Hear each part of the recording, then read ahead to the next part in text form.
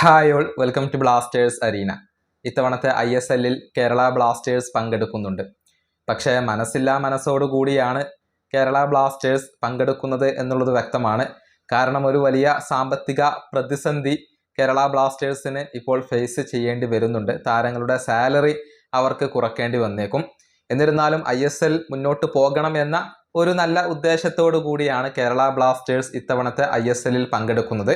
അഭിക് ചാറ്റർജിയുടെ പലവിധ അഭിപ്രായങ്ങളിൽ നിന്നും നമുക്ക് അത് വളരെ വ്യക്തമാണ്. കാരണം ISLൽ പങ്കെടുക്കുന്നതിന് ഒരുപാട് പ്രശ്നങ്ങൾ ക്ലബിൻ്റെ മുന്നിലുണ്ട്. എന്നിരുന്നാലും അതെല്ലാം മറന്നുകൊണ്ട് ഇത് നിലനിന്ന് പോവാൻ വേണ്ടി കേരള ബ്ലാസ്റ്റേഴ്സ് വലിയ ഒരു സാക്രിഫൈസ് എടുക്കുകയാണ് എന്നുള്ളത് വളരെ വ്യക്തമാണ്.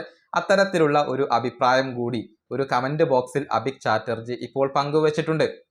അതായത് ഇപ്പോഴത്തെ അവസ്ഥ മനസ്സിലാക്കിക്കൊണ്ട് എല്ലാ ക്ലബ്ബുകളുടെയും കൂടെ ആരാധകർ നിൽക്കണം, എല്ലാവരെയും സപ്പോർട്ട് ചെയ്യണം എന്നാണ് അഭിക് ചാറ്റർജി പറഞ്ഞിട്ടുള്ളത്. എന്തൊക്കെ തീരുമാനങ്ങൾ ക്ലബ്ബ് എടുത്താലും അതിനെ പിന്തുണക്കണം എന്നാണ് കേരള ബ്ലാസ്റ്റേഴ്സിന്റെ ചീഫ് എക്സിക്യൂട്ടീവ് ഓഫീസറുടെ ഒരു അഭിപ്രായം. അദ്ദേഹത്തിന്റെ കമന്റ് വരുന്നത് ഇങ്ങനെയാണ്: ആരാധകർ പലവിധ അഭിപ്രായങ്ങളും പങ്കുവെക്കുന്നുണ്ട്, പക്ഷെ അതൊന്നും ബാലൻസ് ഷീറ്റിനെ സ്വാധീനിക്കില്ലല്ലോ. ക്ലബ്ബുകൾ വളരെയധികം ബുദ്ധിമുട്ടേറിയ ഒരു സമയത്തിലൂടെയാണ് കടന്നുപോയിക്കൊണ്ടിരിക്കുന്നത്. ഈ സമയത്ത് എല്ലാ ആരാധകരും എല്ലാ ക്ലബ്ബുകളെയും പിന്തുണക്കണം. ഒരു സ്ഥിരതയാർന്ന രൂപത്തിലേക്ക് എത്തുന്ന സമയം വരെ ആരാധകർ എല്ലാം മറന്നുകൊണ്ട് സപ്പോർട്ട് ചെയ്യണം. ഇത് എൻ്റെ ഒരു ആഗ്രഹമാണ്.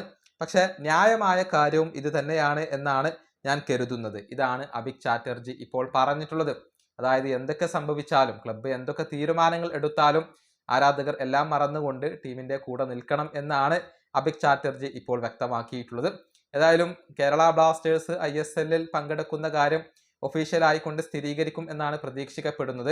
കുറച്ചു മുൻപ് ഒഡീഷ FC ഒരു കൺഫർമേഷൻ വന്നിരുന്നു, ISLൽ പങ്കെടുക്കുന്നുണ്ട് എന്നുള്ളത് ഒഫീഷ്യലായിക്കൊണ്ട് അറിയിച്ചിട്ടുണ്ട്. ഇനിയിപ്പോൾ അറിയേണ്ടത് കേരള ബ്ലാസ്റ്റേഴ്സിന് വേണ്ടി കളിക്കാൻ വിദേശ താരങ്ങൾ ഉണ്ടാകുമോ, അതല്ല ഇന്ത്യൻ സ്ക്വാഡിനെ വെച്ചുകൊണ്ടായിരിക്കുമോ ക്ലബ്ബ് കളിക്കുക എന്നുള്ളതാണ്.